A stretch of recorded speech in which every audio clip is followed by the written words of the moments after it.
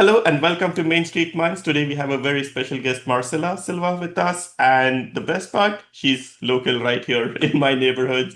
I got introduced to Marcella a few months ago and very excited to have her on my show today, sharing some real secret investment opportunities, but more importantly, getting to know Marcela and knowing how she kind of made the transition into something that's so cool. So without any further delay, Marcela, share all your secrets. Oh, wow. Thank you, Amish. It's a pleasure to be here. Hello, everyone. Thank you for joining us today. And yeah, I'm here to share about the best kept secret in real estate, Yeah. which is dirt, land. We all use it every single day. It can never be replaced. It will never disappear. It can't be hacked. And it's one of those assets, like I was telling Amish earlier, it just continues to rise in value when you buy it correctly, simply because they're not making any more of it. And it's a very limited resource that, like I said, we all use. So, yeah, what I specialize in is called land banking specifically, which is the very strategic and highly researched practice of buying affordable, pre-developed land located in the path of growth.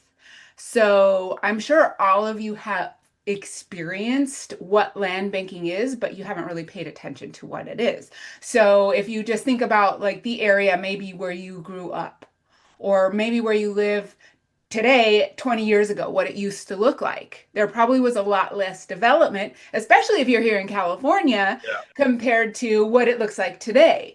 So imagine being able to own key pieces of land like McDonald's does in these growing areas. That's what we help people do in a highly researched way, is find high growth areas where there's still affordable developable land for folks. And when I say affordable, I mean people can invest for as little as 25,000 with us. This Yeah. isn't just for the wealthy. And we're here to create wealth for everyone, and it's a great diversification. So how I actually found it was I used to be a software engineer working at a government laboratory. So I had a high security clearance and everything. It was a great job straight out of college. I was super excited. And in 2007, when I was working there, they went through a major transition. And as a result of that, they completely changed all of their benefits, which caused them to change, their retirement. So I had to make a decision. Do I take the old 401k and roll it into the new 401k program, or do I do something else with it? And how much this is in 2007. I vividly remember sitting at my kitchen table thinking to myself, the only way this goes up is when I put money into it. This is ridiculous. I'm never going to be able to Yeah. retire at this rate. I have to do something different. And I and what the heck is this 401k even invested in? Like, I don't understand it. And when do you ever hear in the news about someone creating wealth through their 401k? It just doesn't happen. The people making the money are the ones managing the 401k and selling all those things. Yeah. So I knew I wanted something that was real, tangible, that actually went up in value. And that started me on my journey to find a real estate investment, because real estate is the obvious choice, especially here in California. As you know, Amish, you're very much involved in the real estate industry. And what's happening with all of the prices here? They just continue to go up and up and up. So Yeah. I started going to investment seminars, reading books, just educating myself. I even got my real estate license. Not that I plan on selling it. That was kind of the nerdy brain that I have as a software engineer. And along the way, I decided I really didn't want to be a landlord doing tenants, toilets, and termites. Not that that's bad or that that's wrong. That just wasn't for me. I didn't have the time, patience, or resources for that. I didn't want to do fix and flip stuff. I'm not going to go swing a hammer. I didn't have a crew of people to do that. So, no, I wasn't going to do that.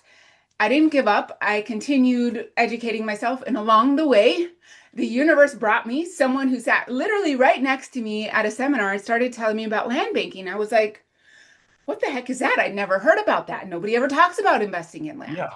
And I found out it's because land is very difficult to invest in if you don't know what you're doing.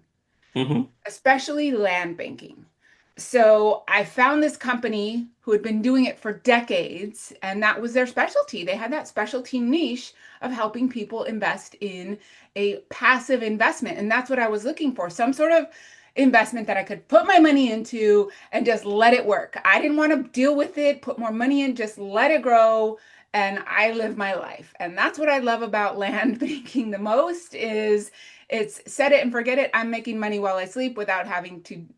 Life is stressful enough, okay? I don't need extra stress from my investments. So that's what brought me to land banking. And within the first year, in 2008, I took my old 401k, rolled it into self directed IRA before everything crashed in '08. So this was at the very beginning of the year, thank goodness. And within the first year of me buying my land, the value more than doubled. So I was very happy with my investment. I ended up meeting the owners of the company and just fell in love with the people there. It's like a family, and they opened arms wide, invited me to be a part of their company. And ultimately, I decided to retire from being a software engineer to become a full-time land banker.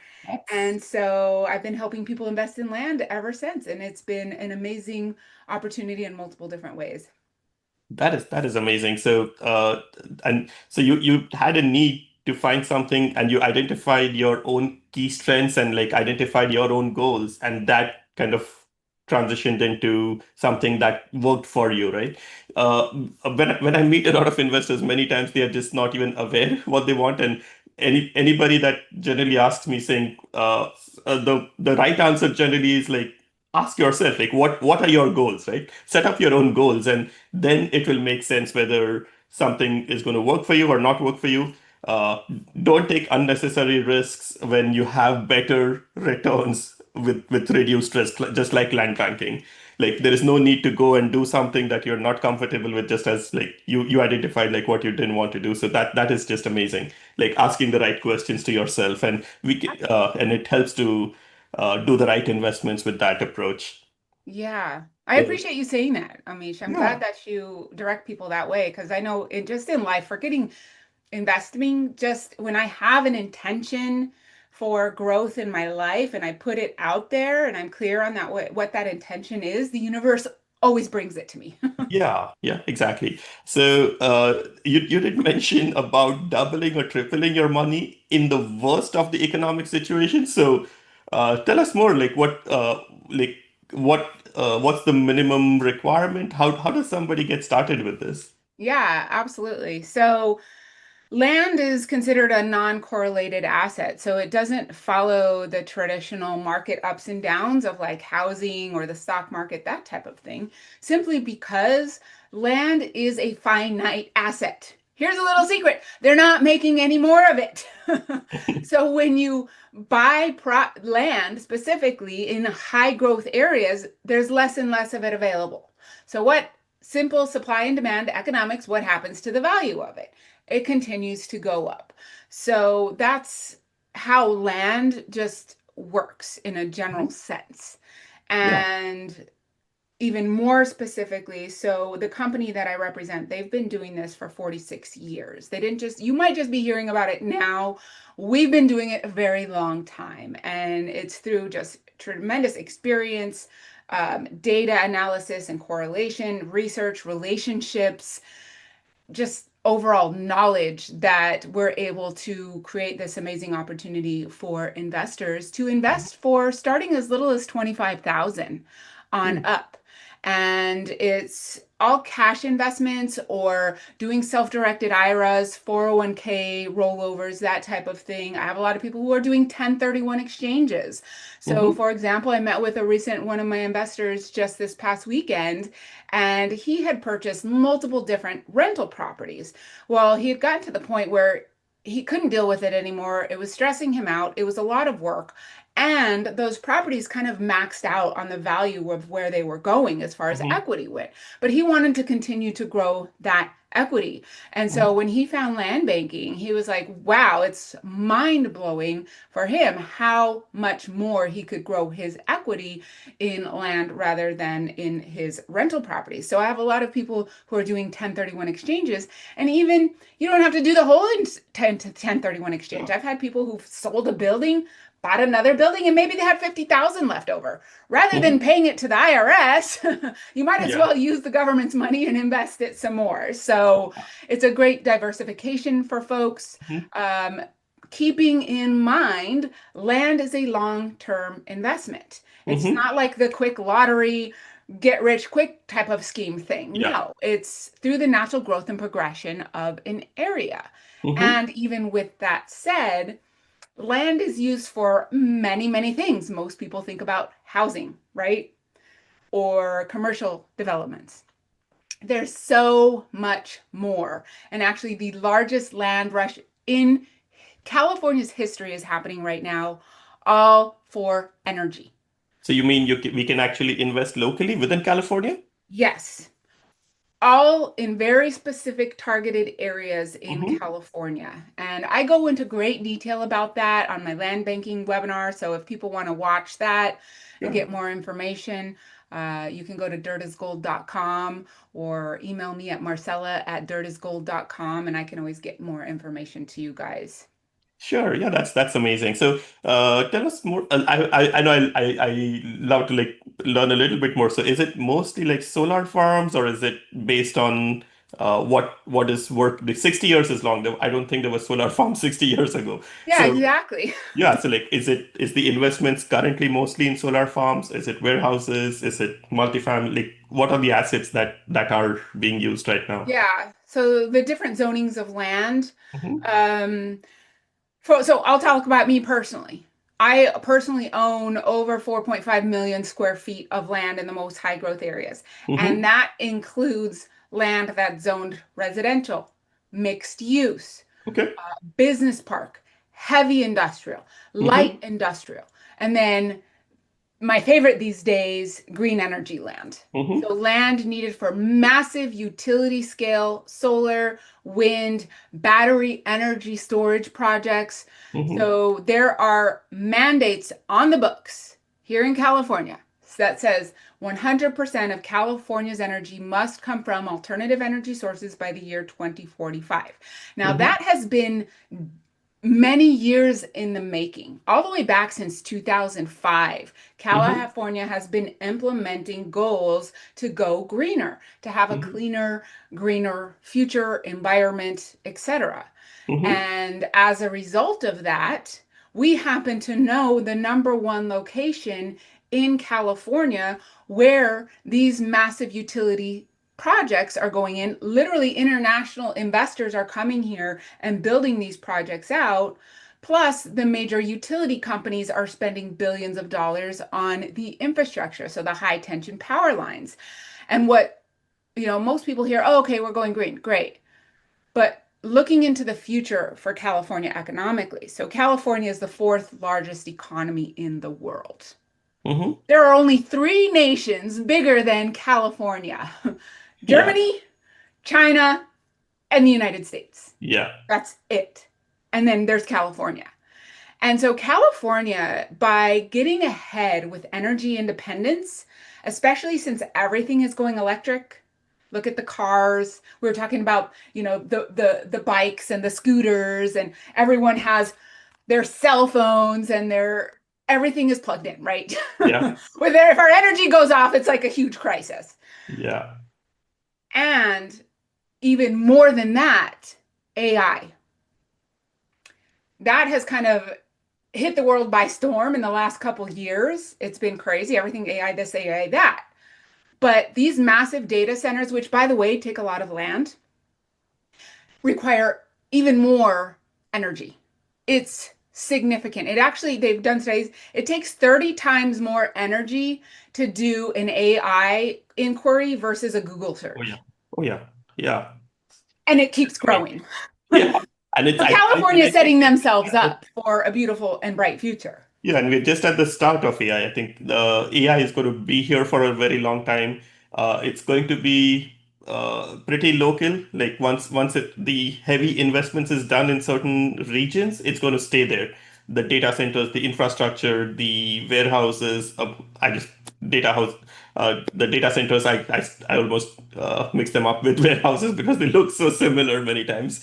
And I've been a data center manager for some time, and it's just crazy how much stuff goes into it. And the amount of investment that is required to set this thing up, it's not going to move. It's going to Yeah. be here for a long time, and the best part, it's going to be all green with what you're doing. Yeah, yeah. And well, and it's not just California that has the goals to go 100% green. So Meta, Google, Mhm. Apple, Microsoft, Yeah, Amazon, Walmart. You start looking at all the Fortune 500 companies, they have all committed to going green too. yeah, So they're the guys building these data centers and they have their own commitments to going green. mhm. And where's all the energy going to come from? Yeah, yeah. So, as an example, Amazon, you mentioned Amazon. I love Amazon. Hmm. I can buy stuff any time of day. Amazon is the number one car on my road in my neighborhood every single day. And oh, and by the way, the Amazon trucks, I don't know if you've noticed them, they're electric.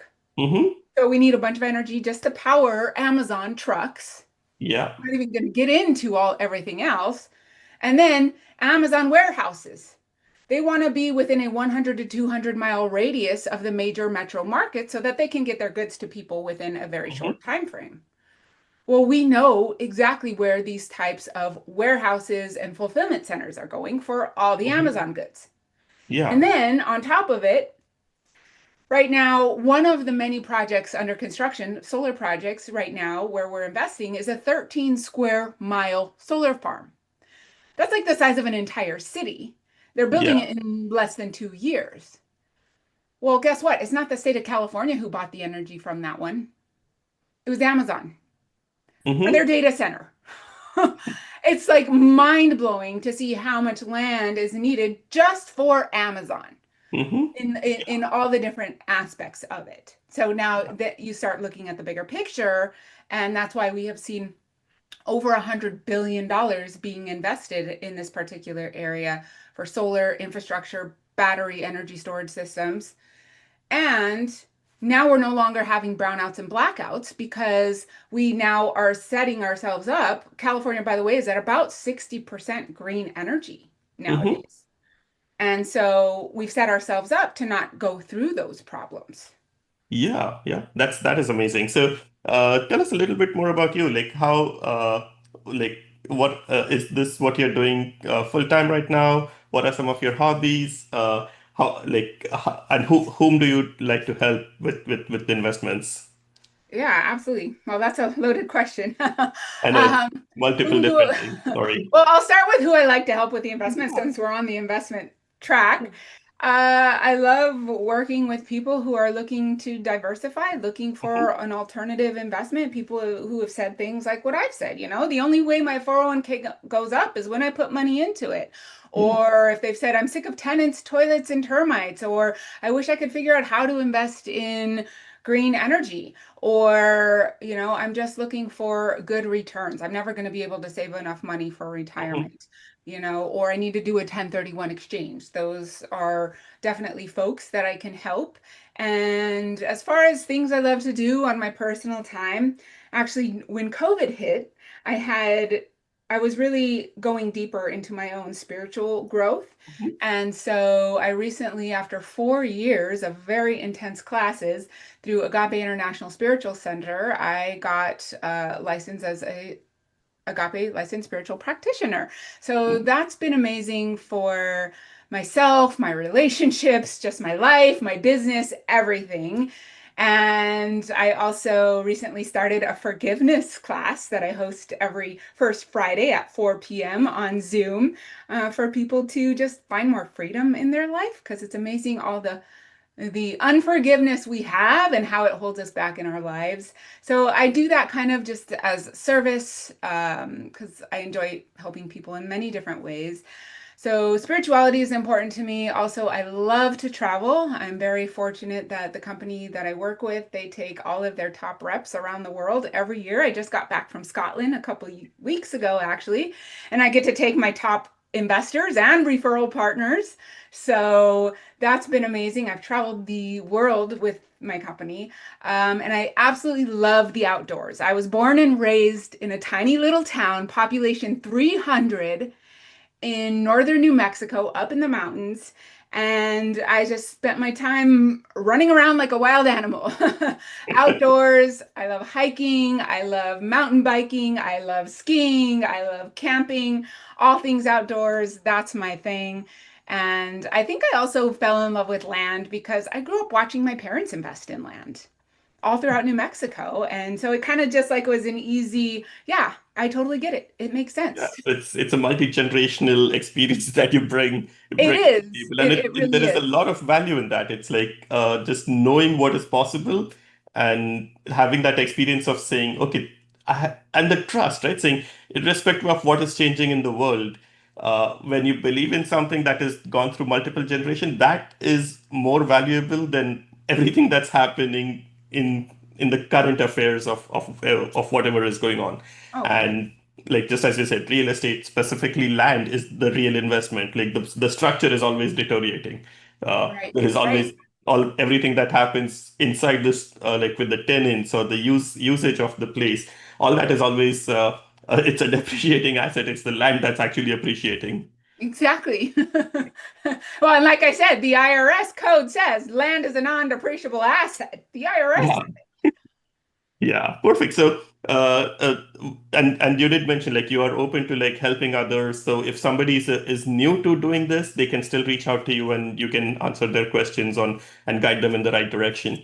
Absolutely, absolutely. And I have a webinar that goes into great detail about who we are, where we invest, all the whys, all the things. So if you want to watch that, please get in touch with me. Again, you can go to dirtisgold.com and get more information. Yeah, perfect. Thanks a lot. So, before we conclude this episode, any other final thoughts that you would like to share with everyone? Just, I appreciate being here. I appreciate everyone for being on the journey to improve your life, improve yourself. I know it's a lifelong journey, so congratulations to those of you who follow Amish and listen to his valuable insights and information. It's applaud yourself, congratulate yourself. I don't Yeah, think we do that enough. and yeah, a lot of people differentiate themselves just by doing the right things, right? Like by listening, by educating themselves. I think the people just get to learn, and the best part is they get to network with people that they didn't know. We are like Marcela has been right here. Like, what's the chance I would have known about her if it wasn't for this podcast? Exactly, exactly. No, I'm very grateful that I was referred to talk to you, Amish. I think you have a lot to offer to your folks, and I'm really grateful to be a part of it. And one last thing, follow Yeah. your gut in everything in life. I mean, that's what I did with this investment. When I first saw it, it was just like this instant gut feeling. Mother Nature never lies. Yeah, yeah, and even before we conclude, I also wanted to like thank Brent to get us introduced. Thank you, Brent. So when you're listening to this, we do miss you. We will reach out to you as well for everything else. But and thanks Marcella for jumping on this call on a very short notice and sharing your very valuable insights. Thank you for having me, Amish. My joy.